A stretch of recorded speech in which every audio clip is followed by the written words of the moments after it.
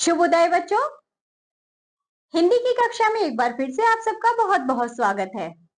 तो चलिए आज हम पढ़ेंगे अध्याय नंबर 9 जिसका नाम है पेड़ पर बिताए 3 दिन। आइए पढ़ते हैं। शेर का नाम सुनते ही कपकपी सी होने लगती है और उसका भयानक चेहरा आंखों के सामने आ जाता है। शेर अक्सर जंगल और कछारों में रहता है। कभी कभी वह उन जंगलों के पास के गांवों में भी आ जाता है और आदमी व जानवरों को उठा ले जाता है। कभी कभी उन जानवरों को मारकर खा जाता है जो जंगलों में चरने जाया करते हैं। तो बच्चों, शेर का नाम सुनते ही कपकपी सी होने लगती है और उसका भयानक चेहरा आंखों के सामने आ जाता है। शेर अक्सर जंगलों में क्या करता है, कछारों में रहता है। कभी कभी वह उन जंगलों के पास के गांवों में भी आ जाता है। आदमी वे जानवरों को उठा ले जाता है, कभी कभी जानवरों को मारकर खा जाता है। तो जंगलों में चरने जाया करते थे। एक बार एक गडरिये का लड़का गाय बैलों को लेकर जंगल में गया और उन्हें जंगल में छोड़कर एक झरने के किनारे मछलियों को पकड़ने में लग गया। जब शाम होने को आई तो उसने अपने जानवरों को इकट्ठा किया, मगर एक गाय गायब थी। उसने इधर उधर दौड़ धूप की, मगर उस गाय का पता न चला। बेचारा बहुत घबराया। मालिक मुझे जिंदा ना छोड़ेंगे। इस वक्त ढूंढने का मौका ना था, क्योंकि जानवर इधर उधर चले जाते। वह उन्हें साथ लेकर घर लौटा और उन्हें बाड़े में बांधकर किसी से बिना कुछ कहे गाय की तलाश में निकल पड़ा।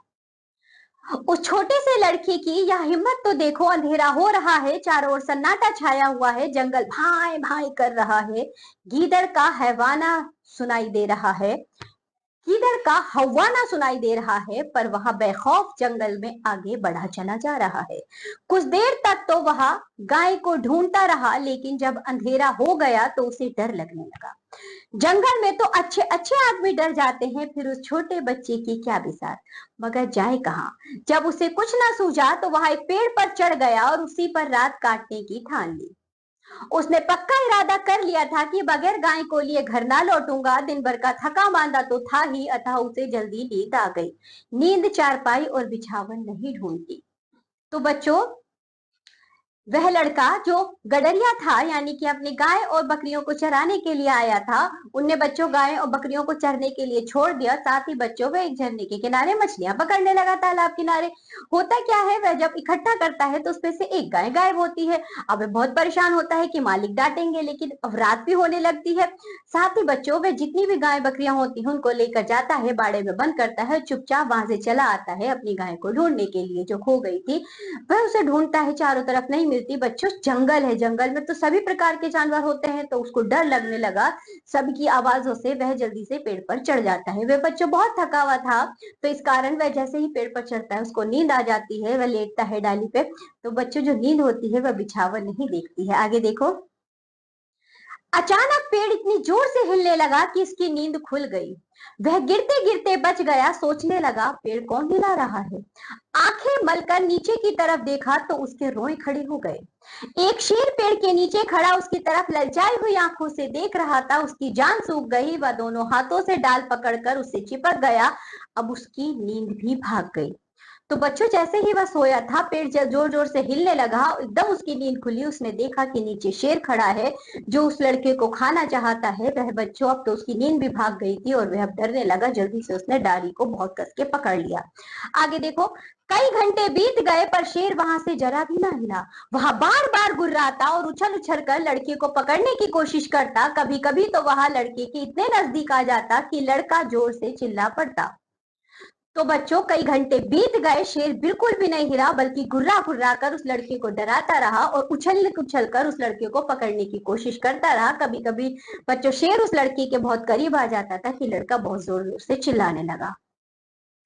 रात ज्यों त्यों कटी। सवेरा हुआ। लड़के को कुछ भरोसा हुआ कि शायद शेर उसे छोड़कर चला जाएगा। जैसे तैसे बच्चों रात कटी, सुबह हुई।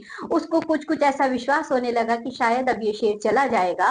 मगर शेर ने हिलने का नाम तक ना लिया। सारा दिन वह उसी पेड़ के नीचे बैठा रहा। शिकार सामने देखकर वह कहाँ जाता। पेड़ पर बैठे बैठे लड़के की देह अकड़ गई थी। भूख के मारे बुरा हाल था, मगर शेर था कि वहां से ज्वार भर भी न हटता था। उस जगह से थोड़ी ही दूर एक झरना था। शेर कभी कभी उस तरफ देखने लगता था। लड़के ने सोचा कि शेर प्यासा है। उसे कुछ आस बंधी कि जो ही वह पानी पीने जाएगा मैं यहाँ से खिसक लूंगा। आखिर शेर उधर चला। लड़का पेड़ पर से उतरने की फिक्र कर ही रहा था कि शेर पानी पीकर लौट आया।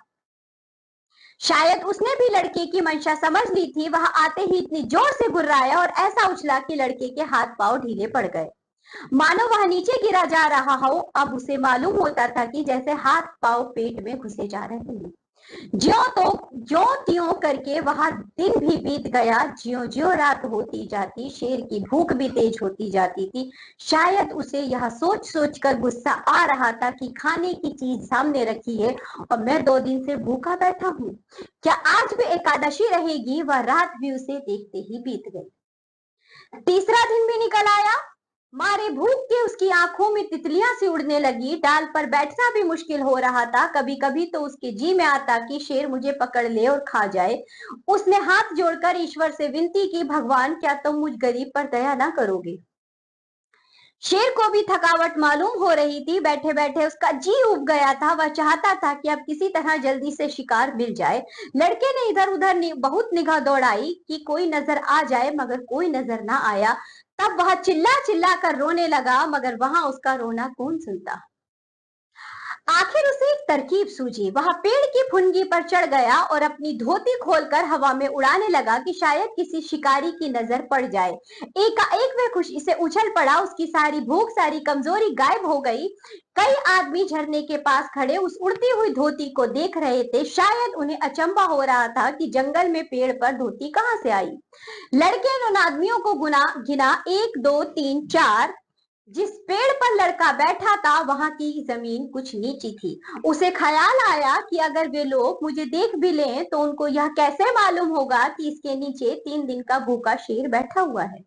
अगर मैं उन्हें होशियार ना कर दूं तो यह दुष्ट किसी ना किसी को जरूर चट कर जाएगा। यह सोचकर वह पूरी ताकत लगाकर जोर जोर से चिल्लाने लगा। उसकी आवाज सुनते ही वे लोग रुक गए और अपनी अपनी बंदूकें संभाल कर उसको देखने लगे। लड़के ने चिल्लाकर कहा, होशियार रहो, होशियार रहो, इस पेड़ के नीचे एक शेर बैठा है। शेर का नाम सुनते ही वे लोग संभल गए। झटपट बंदूकों में गोलियां भरी और चौकन्ने होकर आगे बढ़ने लगे। शेर को क्या खबर कि नीचे क्या हो रहा है। वह तो अपने शिकार की ताक में घात लगाए बैठा था। एकाएक पैरों की आहट पाते ही वह चौंक उठा और उन चारों आदमियों को एक टीले की आड़ में देखा।